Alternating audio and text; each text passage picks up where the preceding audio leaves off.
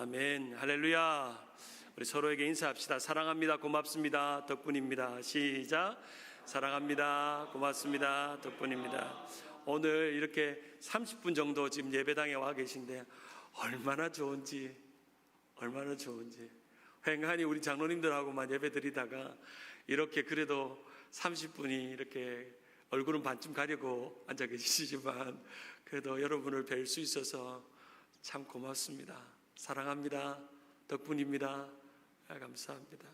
오늘 말씀의 제목 말라기 강의 5번째 복과 저주 레위와 세운 언약이라는 제목으로 함께 말씀을 나누기를 원합니다. 이 말라기 설교를 듣는 여러분의 반응이 어떤지가 조금 궁금합니다. 어떤 분들은 그럴 겁니다. 목사님 예배 그 다 아는 얘기를 또 뭐 그렇게 힘주어서 소리 내서 말합니까?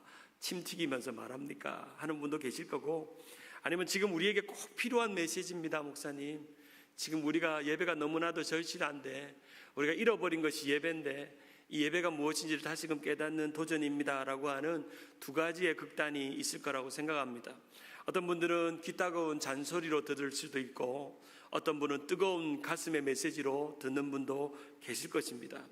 저는 어쨌든 뜨겁게 여러분에게 전할 건데 받는 것은 여러분의 자유입니다. 말씀을 듣고 마음이 명심하고 변화하는 것은 저와 여러분의 몫입니다. 하나님 말씀 분명히 말라기는 그렇게 쓰여 있고 그것을 1.1획도 잘못되게 제가 전달하지 않습니다. 말씀의 그 본연의 의미들을 설명할 뿐입니다. 올 초부터 코비드-19 바이러스는 전 세계적으로 그리고 미국까지 위력을 끼치고 점점 우리의 가까이에 다가오고 있습니다. 그것은 분명한 사실입니다. 분명한 사실입니다. 저도 교회를 오픈하지만 걱정되는 것은 우리 가까이에 이 바이러스는 있다는 사실입니다. 통계를 보아도 수치가 줄어들지 않습니다. 한국의 통계 한계도 한국도 계속 끝나는 것 같았지만 계속 또 반복되고 또 반복되는 이슈가 코비드-19입니다.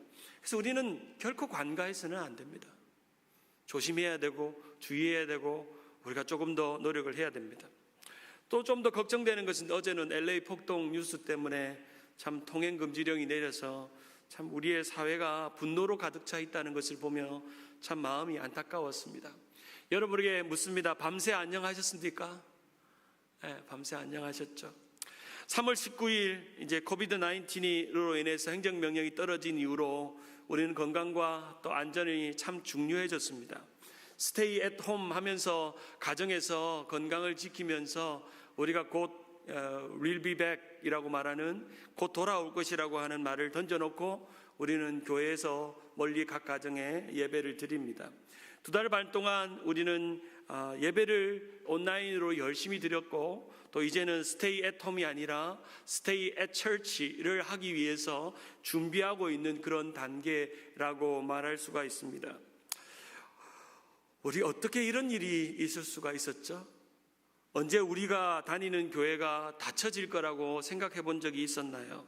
늘 교회는 열려있고 오픈된 공간이었고 마치 가게가 닫혔다가 문 닫았다가 여는 리오픈이라는 단어를 교회에다가 갖다 붙일 줄이야 누가 알았습니까? 리오픈이라는 단어를 교회 입 앞에다가 갖다 붙일 줄이야 누가 알았습니까?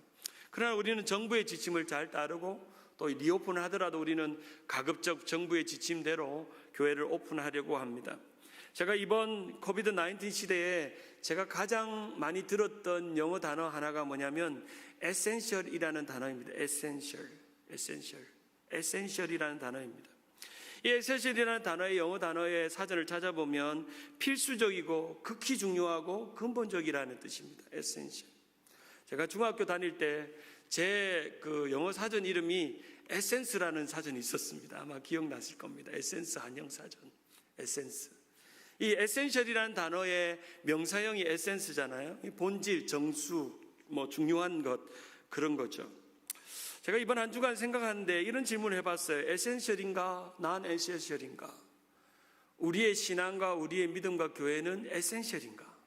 아니면 난 에센셜인가? 무엇이 에센셜인가? 이번 교회를 리오픈하면서 계속 제 마음 안에 떠오르는 한 단어는 무엇이 에센셜인가? 이 세상을 살아가는 데 있어서 가장 에센셜이 그로서리 마켓 가서 물 재놓고 또 휴지 사고 바이러스 막기 위해서 하는 것도 에센셜이고 건강도 에센셜인데 건강보다 더 중요한 에센셜도 있는가? 그런 생각들을 해보았습니다. 세상은 교회를 문 닫도록 했습니다. 당연한 일이죠. 보건적인 측면에서 또 서로의 안전을 위해서는 당연한 조치입니다. 세상이 생각할 때 교회를 문 닫게 한 이유가 뭘까요? 세상이 생각할 때 교회는 non-essential입니다. 세상이 생각할 때 교회는 non-essential입니다. 어쩔 수 없이 세상의 법과 세상의 원칙과 세상의 원리와 세상의 가치관과 세상의 세계관은 교회는 이 세상에서 non-essential이라고 생각한다는 거죠. 그래도 우리는 교회 안에서 가장 본질적인 에센셜을 위해서 온라인 예배도 드리고 열심히 신앙생활하고 성경 쓰기도 하고 열심히 노력을 했습니다. 저는 한 가지 이 교회가 리오픈되면서 그런 질문을 해봅니다. 우리가 다시 모이면 우리 교회는 어떻게 변해 있을까? 우리 성도들이 다시 예배당에 모이면 어떤 신앙으로 변해 있을까? 좋아져 있을까? 나빠져 있을까? 한번 물어보겠습니다. 좋아져 있을까요? 나빠져 있을까요? 똑같아요? 네, 앞에 우리 윤태선 장로님 오셔가지고 똑같다고 합니다. 똑같으면 안 돼요. 어쨌든 그 답은 여러분이 가지고 있을 겁니다. 이 2달 반 동안에 교회 문을 닫고 각자의 삶에서 예배를 드리고 다시금 교회 오는 날 나는 훨씬 좋아졌어. 어떤 분들은 성경도 많이 읽고 신약도 쓰고 구약도 쓰고 매일같이 새벽기도 안 드린 분들이 유튜브로 새벽기도도 드리고 이전보다 더 좋아졌어. 나 교회 가서 예배 드리면 더 잘할 자신이 있어. 아니면 어떤 분들은 에휴 참 편했네 그동안 집에서 아침에 그렇게 바쁘게 챙겨 입고 넥타이 메고 이렇게 교회 안 가도 되고 아침에 대충 밥 먹고 앉아서 예배 드리고 참 편했네. 편했죠? 솔직하게 말해봐요. 우리 편하게 믿었잖아요. 근데 어쩔 수 없이 우리는 다시 예배를 오픈하게 되어 있습니다. 코비드-19은 뉴노멀이라고 말하는데 여기서 우리가 다시금 질문해야 될 질문은 내 삶의 진짜 에센셜은 무언가? 내 삶의 가장 소중한 장소, 소중한 시간, 소중한 자리, 소중한 마음을 내어야 될 곳, 그리고 그곳에서 해야 될 일은 무엇인가라고 하는 것을 우리는 함께 생각해 보아야 합니다. 우리는 이런 질문, 에센셜이 무언가 내 삶에, 비록 우리는 지금 건강과 안전과 또 가정을 지켜내는 에센셜을 잘했습니다. 여러분에게 참 감사합니다. 우리 교인들 한 분도 확진자가 나오지 않고 확진자만 계셔서 보니까 우리 교인들 진방 가보니까 살찐 분도 안 계세요. 다들 건강하게 날씬하게 이렇게 계시더라고요. 우리가 이 교회를 리오픈하는 시점에서 우리의 삶의 가장 중요한 에센셜이 무언가를 다시금 물어야 합니다. 그 에센셜을 위해서 해야 합니다. 우리는 여러분이 교회에 오도록 방역을 할 것입니다. 여러분들이 잘 올 수 있도록 또 소독도 할 것이고 여러분이 교회는 안전한 곳이라고 느끼도록 최선을 다해서 우리 집사님들과 장로님들이 노력을 할 것인데 교회는 그렇게 보호할 수 있습니다. 방역을 잘해서. 근데 여러분의 마음 안에 들어온 예배의 게으름과 나태함의 바이러스를 방역을 해야 합니다. 디스인스펙션을 해야 합니다. 우리가 다시 모이는 이유를 다시금 생각해 보면서 오늘 이 예배에 생각하고 6월을 우리는 맞이해야 될 줄 믿습니다. 그동안 한국 교회가 안일한 태도로 또 이런 방역을 조치를 잘 못했기 때문에 일어나는 여러 가지 사회적인 비난을 받는 것을 보았습니다. 그 덕에 교회는 어쩔 수 없이 문을 닫아야 했고 또 한국교회 목회자들은 이러한 교회가 문이 닫히고 예배가 드리지 못하는 현실을 안타까워하며 이것은 하나님의 경고이며 하나님의 준엄한 경종이며 심판이라고 외치기도 했습니다. 제가 참 존경하는 분, 이 선한목자교회의 유기성 목사님을 제가 좋아하는 이유는 이분은 설교한 대로 살려고 하는 분이라고 제가 유일하게 한국교회 몇 분 중에 느끼는 분이기 때문입니다. 이분이 자기 교회 성도들에게 그리고 또 한국교회 성도들에게 이렇게 글을 썼습니다. 다시 모일 때를 준비해야 됩니다. 교회에서 예배드리지 못하는 기간이 길어지면서 다시 모여 예배할 날에 대한 갈망이 점점 더 커집니다. 그러나 기도할수록 속히 다시 모이기만을 기도해서는 안 된다는 마음이 듭니다. 교회에서 모이는 기간 동안 우리 각자는 준비해야 됩니다. 그때가 곧 지나갈 것입니다. 다시 예배 모임이 많아질 때가 올 것입니다.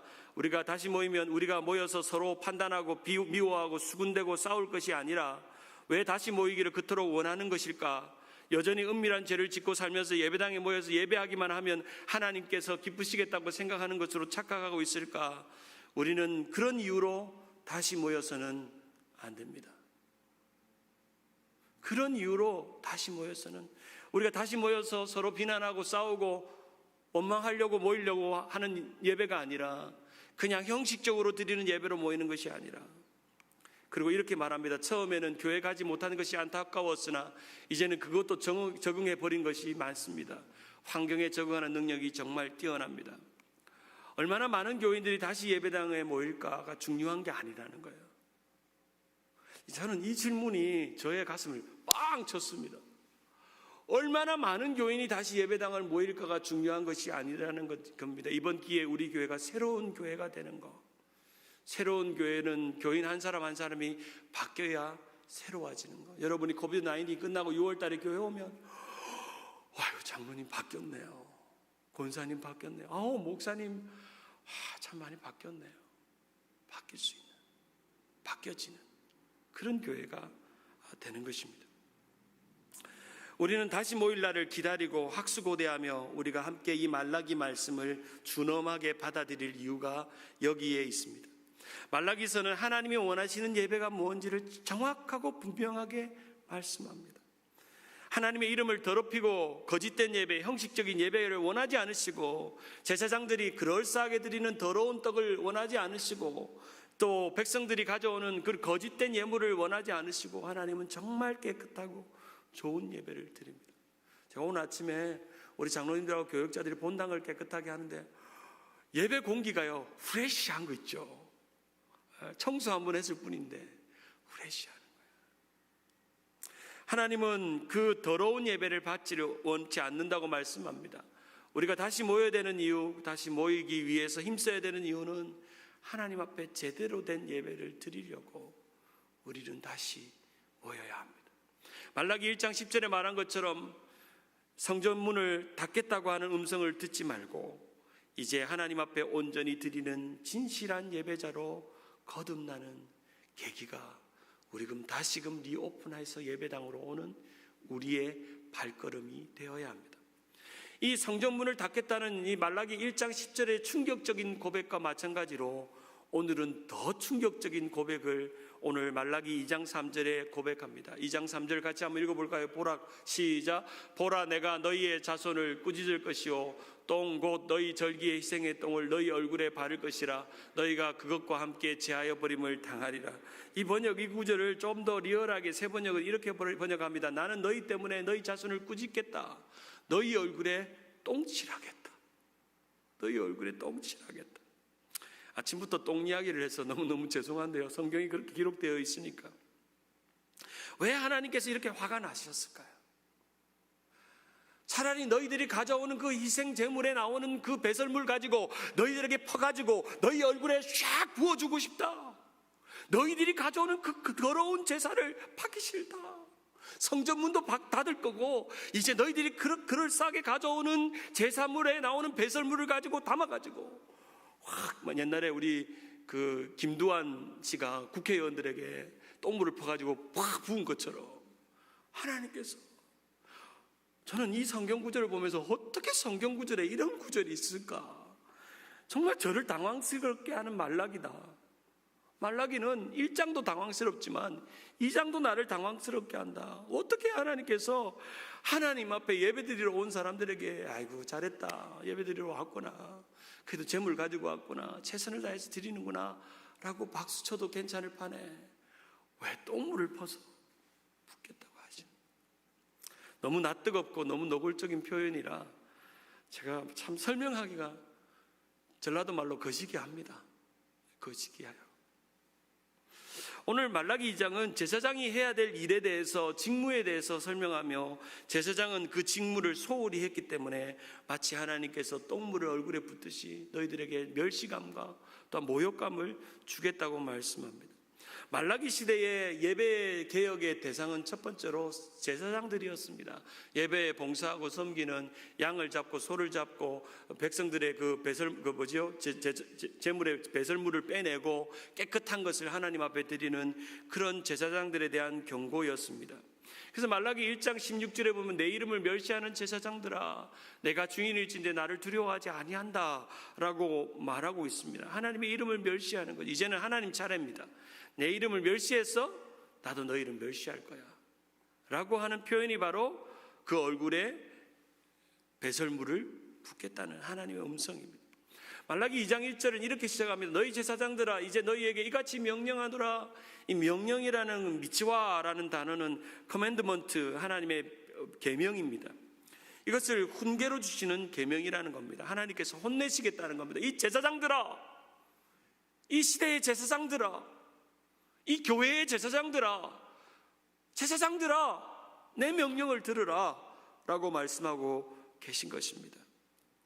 하나님께 예배를 드릴 때 거룩한 것으로 드리지 않고 또 헛된 것으로 드렸던 말라기 시대의 제사장과 그리고 오늘 21세기의 제사장들에게, 첫째는 맨 앞에 서 있는, 이 강단 앞에 서 있는 저, 그리고 함께 제사장의 직분을 감당하고 있는 우리 모든 성도에게 하나님이 주시는 경고입니다.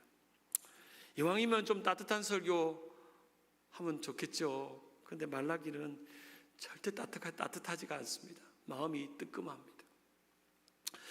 뜬금없는 질문을 하나 드려볼게요. 무엇이 여러분의 행복입니까? 오늘 우리의 행복은 어디에 있나요? 여러분의 행복이 무엇일까요? 반대로 우리의 행복이 무언가를 여러분이 나름대로 답을 할 수 있다면 하나님이 느끼시는 행복은 뭘까요? 하나님이 우리를 보고 행복을 느끼는 순간이 언제일까요? 하나님께서 지금 예배를 드리고 있는 우리를 내려다보시면서 행복을 느끼는 순간이 언제일까요? 그 답은 하나입니다. 우리가 뭐 할 때? 예배할 때. 진짜 잘 예배할 때 하나님이 행복감을 느끼십니다. 우리는 이 세상을 살면서 하나님이 내 행복이 되어주시고 하나님이 나를 행복하게 해주실 거라고 생각하고 신앙생활합니다. 그러나 거꾸로 뒤집어서 생각해야 합니다.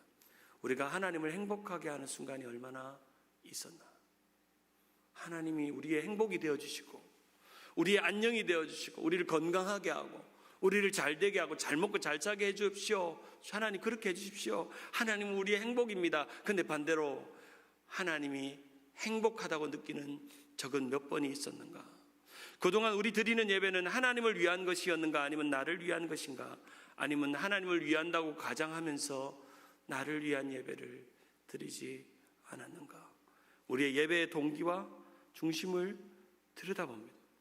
이 말라기 시대의 제사장들의 문제는요, 하나님 앞에 드린다고 말은 하는데 자신을 위한 예배를 드렸던 그들의 동기와 중심을 하나님이 꿰뚫고 너희들이 가져온 그 제물의 그 배설물을 가지고 더러운 것은 따로 진 밖으로 버려야 되는 게 레위인의 율법인데도 그것을 도로 퍼서 밖에 버린 것을 가져다가 에라이 너나 먹어라 하는 것 같은 하나님의 경고입니다. 경고.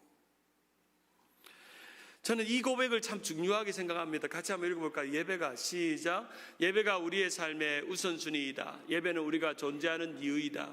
예배는 그것을 우리의 최우선이며 앞으로도 그럴 것이다. 진정한 예배는 값을 치르는 것이다.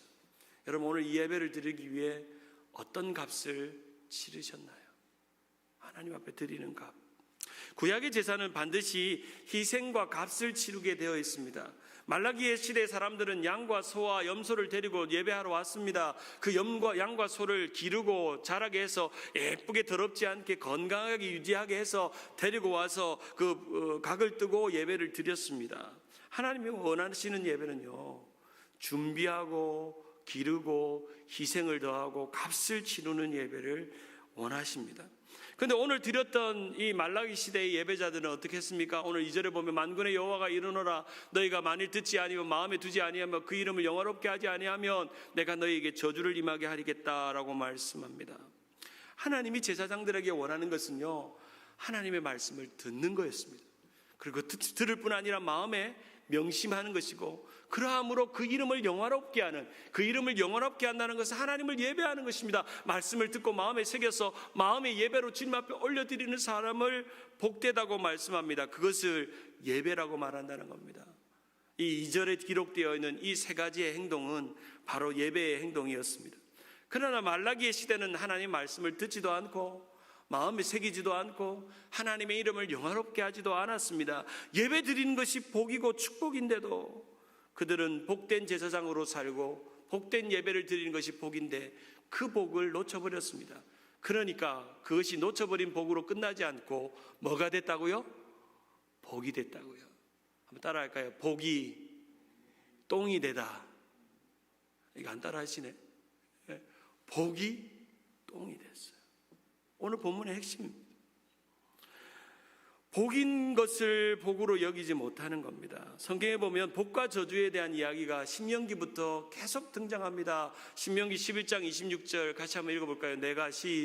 내가 오늘 복과 저주를 너희 앞에 두었나니 너희가 만일 내가 오늘 너희에게 명하는 너희 하나님 여호와의 명령을 들으면 복이 될 것이요. 28절 너희가 만일 내가 오늘 너희에게 명하는 도에서 돌이켜 떠나 너희의 하나님 여호와의 명령을 듣지 아니하고 본래 알지 못하던 신들을 따르면 저주를 받을 것이라. 내 하나님 여호와께서 내게 가서 차지할 땅으로 너를 인도하여 들이실 때에 너는 그리심산에서 축복하고 에발산에 저주하리라.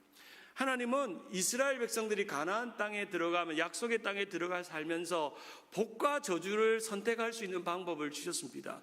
복을 선택할 수 있는 방법은 하나님 말씀을 듣고 명심하고 하나님의 이름을 영화롭게 하며 복이 많은데, 그렇게 하지 않으면 저주가 임한다고 말씀합니다. 신명기 28장 15절에 보면 내가 만일 내 하나님 말씀을 순종하지 아니하여 내가 모든 내게 명령한 그의 모든 명령과 규례를 지키어 행하지 아니하면 모든 저주가 너희에게 임할 거라고 말씀합니다. 바로 이것은 준엄한 하나님의 음성입니다. 하나님은요, 복을 똥으로 바꿀 수 있는 분입니다.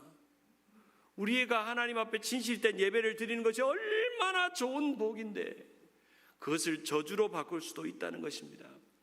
하나님의 말씀을 듣는 태도, 또 세상의 다른 신을 예배하지 않는 우리의 마음의 태도가 우리가 하나님 앞에 드려야 될 예배입니다. 바로 복이 똥이 되게 하겠다. 절기의 희생의 똥을 그렇게 하겠다고 하시는 말씀입니다.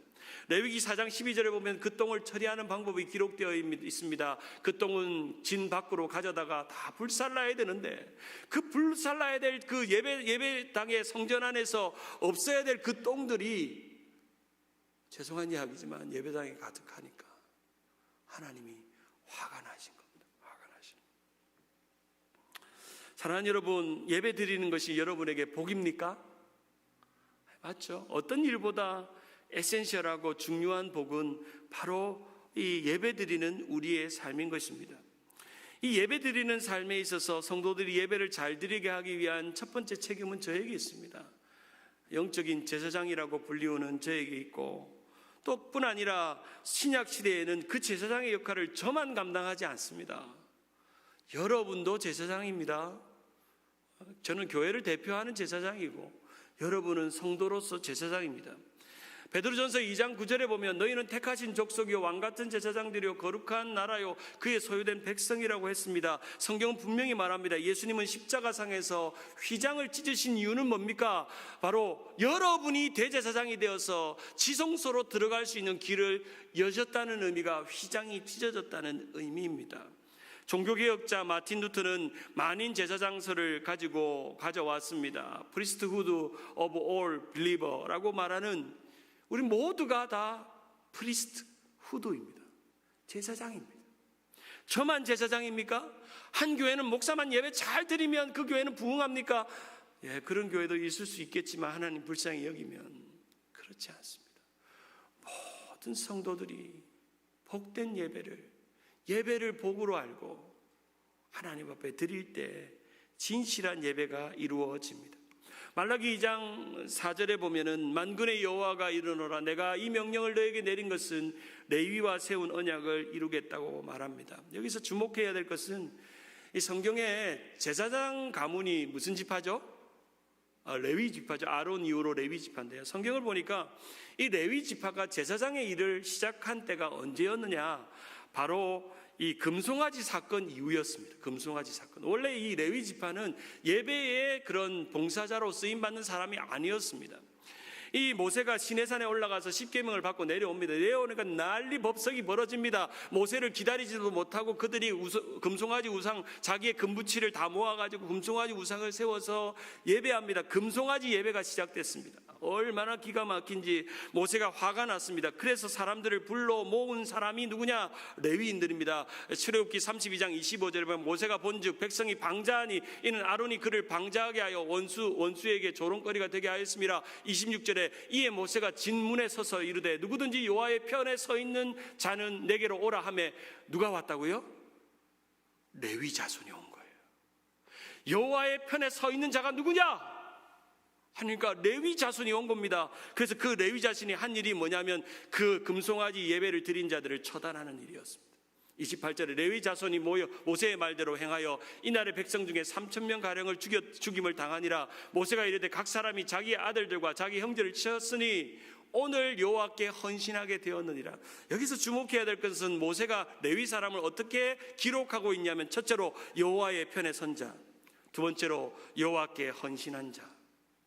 이들은 여호와의 편에 서고 여호와께 헌신했기 때문에 그들은 대대로 예배에 봉사하는 자로 구별되어서 쓰임받게 되었다는 것입니다. 레위 지파와 약속한 것이 민수기 25장 12절과 13절에 기록됩니다. 같이 한번 읽어볼까요? 그러므로 시작. 그러므로 말하라. 내가 그에게 내 평화의 언약을 주리니 그와 그의 후손에게 영원한 제사장 직분의 언약이라. 그가 그의 하나님을 위하여 질투하여 이스라엘 자손을 속죄하였다. 바로 하나님께서 레위와 언약하신 것이죠. 오늘 보면 말라기 2장 5절에 보면 그 언약, 여호와의 편에 서고 여호와께 헌신한 그 레위 백성들이 드린 예배를 받으시는 그 언약은 생명과 평강의 언약이다. 너희가 하나님을 두려워하고 경외하면서 거짓된 예배가 아니라 진실된 예배를 하나님 앞에 드리면 내가 약속할게, 생명을 줄게, 평강을 줄게 약속했다는 겁니다. 우리의 삶의 가장 에센셜한 복이 두 가지죠. 생명과 평강입니다. 그 복을 주겠다고 약속하셨다는 것입니다. 하나님을 두려워하는 그 레위의 약속을 항상 잊게 하겠다. 너희가 바른 예배를 드리기만 하면. 이 시간에 묻습니다. 오늘 이 시대의 제사장이 누구입니까? 오늘 이 시대의 레위인들은 누구입니까? 우리 모두가 제사장이며 모두가 레위인이라는 것을 명심해야 합니다. 말씀을 맺습니다. 요즘 어느 때보다 이 생명과 평강의 언약이 참 필요한 시대가 아니겠나 생각을 합니다. 가장 에센셜한 것은 생명, 우리가 생명을 유지하는 것, 그리고 우리의 마음에 평화롭고 평강을 유지하는 것. 오늘날 지금 미국 땅을 보면 바이러스로 인해서 생명을 잃어버리는 사람이 너무 많고, 어제 뉴스를 보니까 전국 각지에 지금 막 폭동이 일어날 조짐이 있습니다.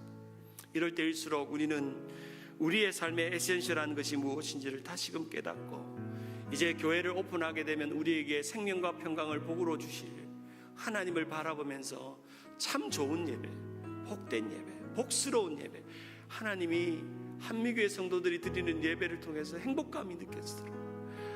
한미교회가 참 이 시대에 예배를 너무 잘 드려, 참 너무너무 잘 드려. 내가 한미교회 때문에 살맛이 나고 행복해 라고 느껴지는 그런 예배가 되기를 바랍니다. 신자에게 거룩함이 없이는 행복도 없습니다. 교회 안에 거룩한 예배가 없이는 참된 복이 없다는 것을 꼭 기억하시고, 오늘 이 아침에 오신 우리 30분의 귀한 직분자들, 그리고 다음 주에 70명 그렇게 예배드리는 2월달, 우리 언젠가는 다 오픈되어서 우리 교인들 다 와서 예배를 드리는 그날까지, 어떤 분들은 가정에서, 어떤 분은 예배당에서, 여러분 예배당에 오실 수 있는 분들은 오십시오. 두려워 말고 오십시오. 오셔서 예배드리고 함께 찬양하고 주님을 높여드리는 은혜가 있는 우리 모두가 되기를 주님의 이름으로 축원합니다. 우리 말씀을 생각하며 찬양하겠습니다. 나는 하나님을 예배하는 예배자입니다.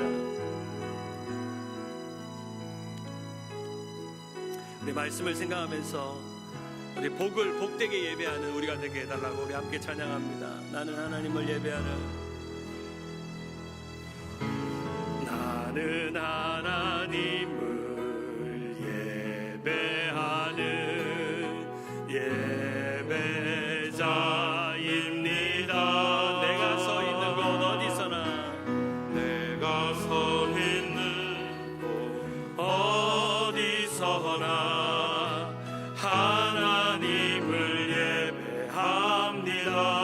내 영혼 거룩한, 내 영혼 거룩한 은혜를 향하여 내 마음 완전한 하나님 향하여 이곳에서 바로 이 시간 하나님을 예배합니다.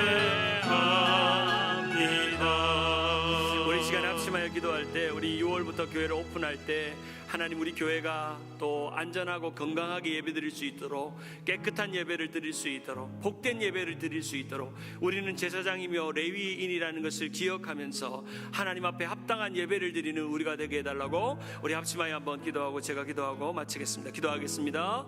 좋으신 하나님 아버지 감사합니다. 하나님의 은혜를 구하며 나아갑니다. 오늘 이 시간 우리를 통해 일하시고 온전히 주님의 뜻을 구하며 나아갑니다. 하나님 함께 하시고 주님의 능력과 주님의 은혜가 우리 가운데 머물게 하시고 주님 함께 하시는 주님의 사랑이 우리 가운데 충만하게 하나님 함께하여 주옵소서.